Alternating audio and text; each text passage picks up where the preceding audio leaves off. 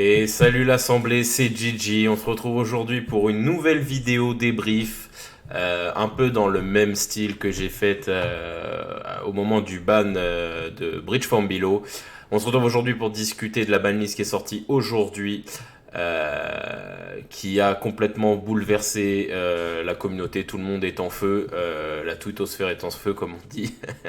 Alors comme la dernière vidéo qui traite de ce sujet, c'est plus une vidéo audible, enfin audio qu'une vidéo qui a de la vie, qui a du visuel. Alors il y a du visuel, mais ce sera pas la principale source d'information de la vidéo, ce sera plutôt de l'audio. On ne traîne pas plus sans plus attendre, donc on va discuter des trois changements de moderne, trois changements. Alors, pour recontextualiser les gens qui n'étaient pas trop au courant, on s'attendait tous à ce qu'il y ait un ban d'Ogak qui allait arriver sur cette banlist.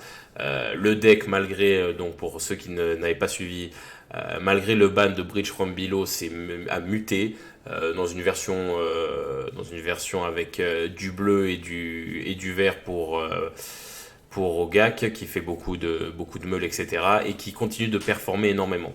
Ça fait partie d'ailleurs des justifications de MTG à ce sujet pour le ban. On va en rediscuter. Donc les trois gros changements qu'il y a, enfin les trois changements tout court, c'est donc le ban d'Ogak qui était prévu et deux autres lignes qui se sont invitées. Une qui fait extrêmement plaisir, le ban de Fateless Looting aussi, c'est terminé, il n'y a plus de Fateless Looting en moderne. Ça va être incroyable. Et ça par contre les amis, qui l'eût cru? Qui l'eût cru? Ça pour moi c'est level banlist Jace et Bloodbraid Elf. C'est un niveau cosmique cette unban là. Donc Stoneforge Mystique qui est déban, ce qui est une des cartes historiques qui sont restées bannies depuis en fait le début du format, parce que c'était des cartes qui étaient là à l'époque du standard, de l'époque où a été créé le moderne, et qui donc pour éviter que ça fasse doublon avec le standard de l'époque, on avait banni Stoneforge, Jace et quelques autres cartes. On va en discuter, on va faire d'abord dans l'ordre. Alors, on va arriver au moderne. Donc, qu'est-ce qu'on nous dit? On nous dit Ogak, malgré donc le ban de Bridge from Below, continue de perfer. L'équipe de MTG pensait de Wizards pensait que le ban de Bridge from Below suffirait à nerfer, à réduire la puissance du deck, mais que nenni. Comme ils expliquent dans le Mythic Championship 4 à Barcelone, et dans plein d'autres grands prix, on voit qu'Ogak a un pourcentage de représentation qui est débile, qui est absurde. Il est dans tous les top 8 plusieurs fois. Il est en termes de pourcentage dans le nombre de joueurs, souvent la majorité des decks joués. Bref, c'était plus possible, et ça contraignait, comme ils expliquaient, tous les joueurs à mettre dans leur deck de base de la 8 Graveyard comme Race in Peace, Leyline ou Surgical. Ce que MTG ne trouve pas, enfin ce que Wizards semble ne pas apprécier, et qui justifie pour eux qu'il fallait absolument bannir Ogak. Dans la même veine, ils expliquent que la carte clé, bon, là un peu ils disent ce que tout le monde pensait depuis des mois, voire plus pour certains, mais bon, enfin ils l'admettent, que la carte clé qui permet de la majorité de ces decks basés sur le cimetière, c'est quand même Fateless Looting. C'est Fateless Looting qui permet à tous ces decks de fonctionner correctement. On pense notamment à Dredge, on pense à Phoenix, voilà, et d'autres encore dont j'oublie certainement l'utilité. On se rappelle aussi à une époque on se rappelle aussi à l'époque de la 4-4 Arthos, là je ne me rappelle plus son nom, qui fonctionnait aussi sur Fateless Looting, qui était un deck qui était très puissant à son époque. Donc voilà, Fateless Looting pour eux c'était vraiment le cœur du problème. Et ils expliquent donc que pour eux c'est nécessaire de bannir Fateless Looting parce que c'est devenu trop présent, et c'est toujours la carte qui génère les decks débiles. C'est-à-dire que tant que Fateless Looting est là, je pense aussi que c'est dans cette idée-là qu'ils se disent ça, tant que Fateless Looting est là, ils vont devoir réfléchir un peu plus leur création de cartes. Et Ogak en est le meilleur exemple. Ogak c'est une carte qui a moins de 3 mois d'existence. Ils se sont rendus compte, enfin je pense qu'avec l'exemple d'Ogak ça va faire jurisprudence de se dire ah ouais, merde, on a vendu une carte qui a moins de 3 mois. Pour moi, il passe un peu pour des jambons à ce niveau-là, parce que ça fait vraiment, alors on le sait, mais ça fait vraiment, on regarde pas ce qu'il y a dans le format, on édite comme on veut. Ce que j'accepte dans une édition classique, mais pas dans une édition qui est dédiée au moderne. Je vous rappelle quand même que Ogak est sorti dans Modern Horizons. Donc c'était une carte qui a été designée pour le format moderne. Qui a designé cette carte s'ils n'ont pas étudié un minimum ce qu'il y avait autour dans le cas où ils aient rajouté ça? C'est un autre débat. Donc ils décident de bannir Fateless Looting dans une optique, je cite, de recentrer le format moderne sur les fondamentaux de Magic, c'est-à-dire des créatures, du champ de bataille, de la main, mais on arrête de faire n'importe quoi avec le cimetière, à tout va, cimetière, cimetière, je pioche 2, je pioche 1. Il faut savoir aussi que beaucoup de gens trouvaient ça inacceptable, enfin incompréhensible en tout cas, qu'on accepte de laisser Fateless Looting, mais qu'on empêche tous les piocheurs bleus, notamment Ponder ou Preordain. Donc préméditation et prédestination et l'autre je vois un peu plus en français. Voilà, tous ces piocheurs à 1 pour le bleu qui faisaient en gros la même value de carte qu'un Fateless Looting, sauf que ça allait pas dans le cimetière. Mais aujourd'hui, le cimetière c'était devenu la main. On va pas se mentir les amis, c'était vraiment le cas. Je veux dire, que ce soit Dredge ou que ce soit Ogak, tu regardes plus souvent ton cimetière que ta main. Ta main, tu veux la jeter au cimetière limite. Enfin, c'est pas limite, c'est la réalité. On parle aussi très peu, voilà, Hollow One, je viens de le voir là, voilà, c'est le deck Hollow One dont je parlais, la 4/4 artefact, qui pouvait arriver très vite aussi grâce à Fateless Looting. On parle aussi d'Izet Phoenix. Alors Phoenix c'est l'un des decks aussi qui... Alors Izet est mono-red d'ailleurs. Phoenix c'est l'un des decks les plus puissants du format actuellement, qui fonctionne aussi énormément grâce à Fateless Looting. Un peu moins la version rouge-bleu, mais la version mono-rouge, elle, fonctionne 100% grâce à ça. Et c'est terminé. C'est enfin terminé. Fateless Looting c'est terminé. Le fameux tour où tu fais Fateless Looting, tu jettes deux Phoenix et t'attaques à 6 ce même tour avec le vol, c'est terminé. C'est terminé. Et c'est une très bonne chose. C'est une très bonne chose. Vraiment, moi, personnellement, pour mon avis sur le sujet, parce que bon, Ogak, on n'a pas besoin d'en parler de 10 000 ans, il fallait le bannir. C'était une carte qui a un design idiot. Il n'aurait jamais dû sortir. Tout le monde le savait qu'elle allait être bannie. Par contre, sur Fateless Looting, on peut discuter. Fateless Looting, c'est parfait d'avoir banni Fateless Looting. Pourquoi? Parce que ça permet de nerfer sans détruire et surtout sans bannir 3000 cartes plein de decks. C'est-à-dire qu'à la place de dire bon, Phoenix c'est beaucoup trop fort, Dredge c'est beaucoup trop fort, Hollow One c'est beaucoup trop fort, etc. Et plein d'autres decks que j'oublie encore une fois, bah plutôt que de bannir Phoenix, de bannir, je sais pas moi, Creeping Shield, je dis n'importe quoi, une carte de Dredge quoi, de bannir chaque fois la carte clé des decks qui posent problème, bah on va bannir la carte qu'ils ont tous en commun, c'est-à-dire Fateless Looting. Fateless Looting banni, qu'est-ce que ça va faire comme effet sur eux? Ça va pas détruire les decks, ça va juste les rendre beaucoup moins rapides et beaucoup moins coup près. Enfin c'est fini le format moderne où tour 3 la game est décidée. Parce que c'est ces decks là qui a instauré ce beatdown là, comment dire, ce seuil là, c'est-à-dire que c'est ces decks là très explosifs qui T3 ont déjà 4 créatures qui attaquent sur toi à 8 ou 9 de damage. C'est ces cartes là c'est ces decks là qui ont ces cartes là et qui imposaient du coup à tout le monde d'avoir une réaction, une capacité à réagir tour 3, auquel cas tu perdais la partie. Je veux dire, Ogak par exemple, tu pouvais poser Ogak T2 ou T3, je sais plus, je crois que c'est T2, c'est possible. Voilà, donc T2, T3, tu as une 8-8 trample à gérer en face. Si ton deck n'est pas capable de faire ça, ton deck n'est pas valable en moderne. C'était ça dans le monde dans lequel on vivait en moderne. Et c'était très frustrant. C'était horriblement frustrant. Le but du moderne à l'époque, ça a été quand même de créer un format où est-ce qu'on pouvait avoir une énorme variété de builds. Alors c'est toujours le cas, mais il faut reconnaître qu'aujourd'hui, si t'as pas un deck top tier 1, tu ne peux pas gagner, vraiment. C'est-à-dire que le coup près de T3, tour 3 est une réalité. Si tu n'es pas capable de fournir quelque chose tour 3, tu as perdu. C'est-à-dire qu'un deck, c'est pour ça par exemple que les decks value avaient disparu, les green white value, plein d'autres decks avaient disparu pour ça. C'est parce qu'ils ne proposaient rien T4, T3, T4, enfin ils avaient plus une capacité à faire des choses T4, T5. Sauf que c'était devenu trop lent pour le format moderne. Trop lent, T4, T5, trop lent, vous entendez un peu ça? C'est quand même grave, c'est-à-dire que on joue 4 tours et ça y est, c'est déjà trop lent. Non mais attendez, non, on n'est pas Yu-Gi-Oh ici. Et justement, c'est pour ça que Fateless Looting, au regard d'autres cartes, il n'y a pas que Fateless Looting que les gens. Moi, par exemple, mon avis, dans la veine de Fateless Looting qu'il faudrait ban, il faudrait aussi ban Ancien Steering et Mox Opal. Tu enlèves ces trois cartes, pour moi, c'est les trois cartes les pires cartes du moderne. Ils en ont enlevé une, c'est déjà ça. Et encore, hein, vous allez peut-être penser que je suis pas objectif, mais honnêtement, Fateless Looting, ça m'emmerde entre guillemets parce que je partais sur Dredge. Hein, là, j'étais en train de monter un deck Dredge. J'avais acheté mes 4 Fateless Looting. Ils viennent de se faire bannir, mais je suis quand même content parce que je sais au fond de moi, objectivement, que c'était une carte à problème, mais à très gros problème. Mox Opal, et j'en ai déjà parlé dans plein de vidéos, je vous invite à aller regarder mes vidéos où je parle un peu comme ça. Et Ancient Searing, c'est un peu le même problème que Fateless Looting pour moi. C'est une des cartes qui justifie que Tron et toutes ses variantes est un problème.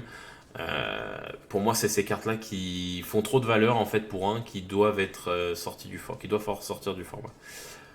Donc voilà, pour finir sur le sujet de Fateless Looting, voilà, il y a beaucoup de decks, et beaucoup de decks auxquels on pense pas, hein. Notamment là, si je prends, je suis sur MTG Top 8, si je regarde un peu à la va-vite les decks, je pense à Arclight Phoenix qui est donc impacté, Red Deck Queen c'est impacté aussi, John, certains builds certains builds ont testé Fateless Looting, Death Shadow jouait des Fateless Looting sur sa version Grixis.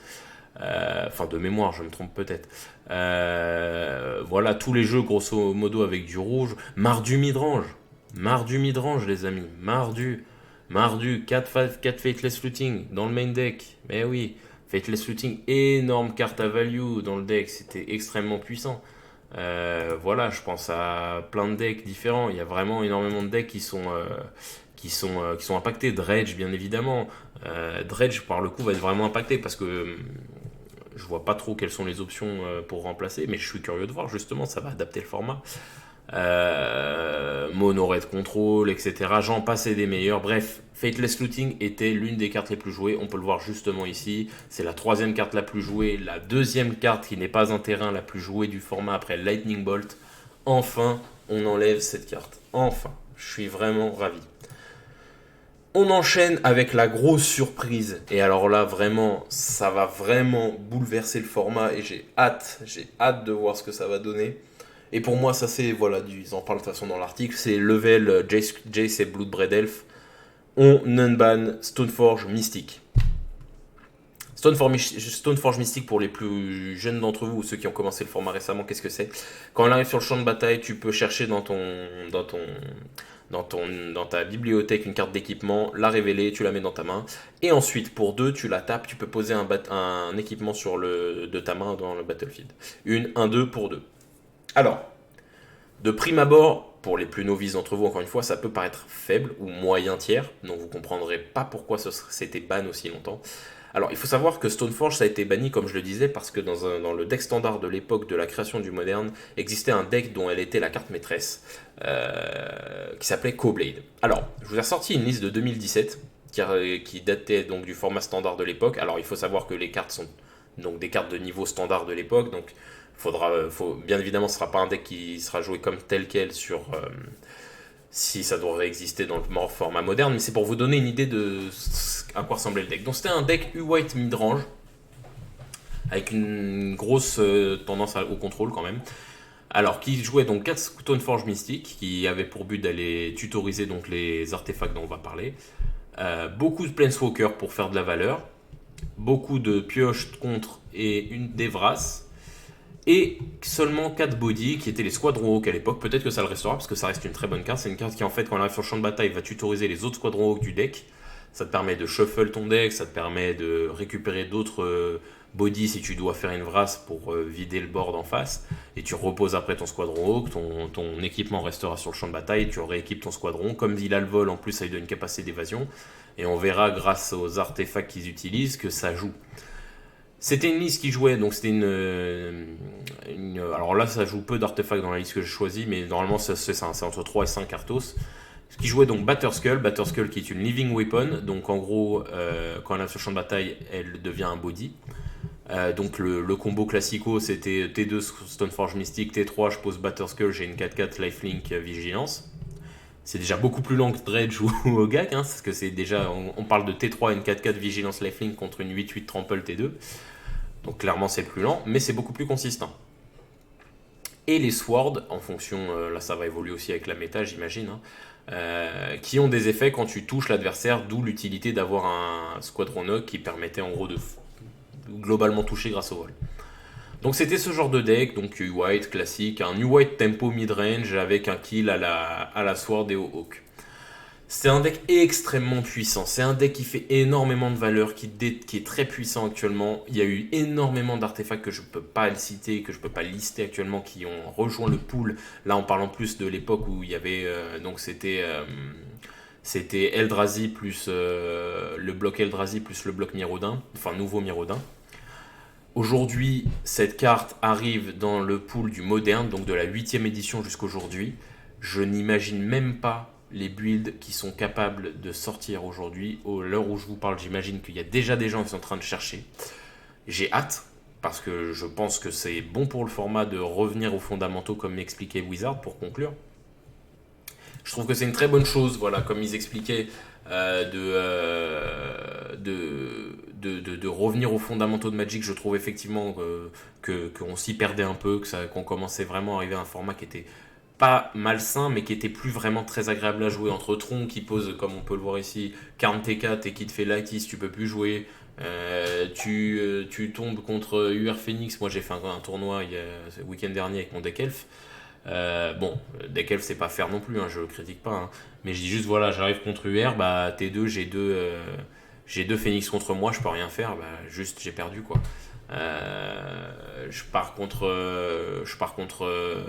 Contre Ogak, c'est pareil, T2 j'ai un Ogak contre moi, c'est pareil, même problème. Donc voilà. Stoneforge Mystic et Unban, ça va être le retour d'un Coblade-like, ça va être le retour du White Tempo, et ça j'ai vraiment hâte de voir ce que ça va donner. Je sais qu'Atoms jouait Coblade à l'époque en fait, et donc là je sais qu'Atoms il est très heureux et qu'il va all-in dedans. Il va faire une reconversion professionnelle, il va passer de Ogak à Coblade. En tout cas voilà, c'était pour vous faire un rapide retour, donc voilà, moi je suis extrêmement satisfait. Il manque un petit Moxopal à bannir et on est vraiment bien pour moi. Ancien Searing c'est un problème aussi, mais pour moi le vrai deuxième gros problème c'est Moxopal là, dans l'idée des cartes qui font que des decks idiots. Donc voilà, écoutez, moi j'ai hâte de lire votre avis. Je suis très très content, encore une fois je le répète, de ça. Ça va bouleverser le format. Les semaines et les mois à venir vont changer du tout au tout. Je pense que ça va être le retour d'humain, ça va être le retour de... On va retourner sur du Magic pur, c'est-à-dire ça va retourner sur de l'agression, je pense que Junt va vraiment redevenir fort, on va être encore plus fort dans cette optique-là. Ça va être le retour vraiment de l'interaction des créatures, ça va être aggro contre tempo, contre contrôle. Malgré tout, si j'ai quand même une peur, c'est que du coup, tous les joueurs combo vont soit abandonner Dredge, pour aller vers Néoforme, et ça c'est un deck que je déteste aussi, parce que c'est le seul deck du format qui peut te tuer tour 1, mais auquel cas il y aura une banlist qui tombera, hein, bien sûr. Soit ils abandonnent Dredge pour ça, soit ils vont all-in sur Dredge. J'ai préféré qu'ils all-in sur Dredge et qu'ils modifient le deck pour qu'ils tiennent la route, mais je pense que Néoforme va devenir un vrai sujet malheureusement. Néoforme, hein, je vous invite à regarder sur internet, Néoforme c'est un deck qui, grâce à la carte éponyme et Griselbrand, permet de piocher tout ton deck et de quasiment te tuer tour 1. Enfin, de te faire concéder tour 1, après en tout cas. Donc voilà, écoutez, jusqu'au 7 octobre, c'est comme ça que le format va s'articuler. Donc les 2 prochains mois, enfin le mois de septembre en tout cas, va être hyper intéressant. J'ai hâte plus que jamais, j'ai grave envie de rejouer dans le format. J'ai un tournoi ce week-end. On en parlera peut-être sur la page Facebook que je vous invite à rejoindre si vous voulez suivre ça de temps en temps. Nous on fait des tournois régulièrement, donc on vous tient souvent au courant de ce qu'on a fait, etc. Je sais pas ce que vous en pensez, j'attends votre avis. N'hésitez pas en tout cas à poser le petit like, à partager la vidéo, à me lâcher un petit commentaire sur votre avis. Et bah écoutez, sur ce, je vous dis à la prochaine. Salut tout le monde.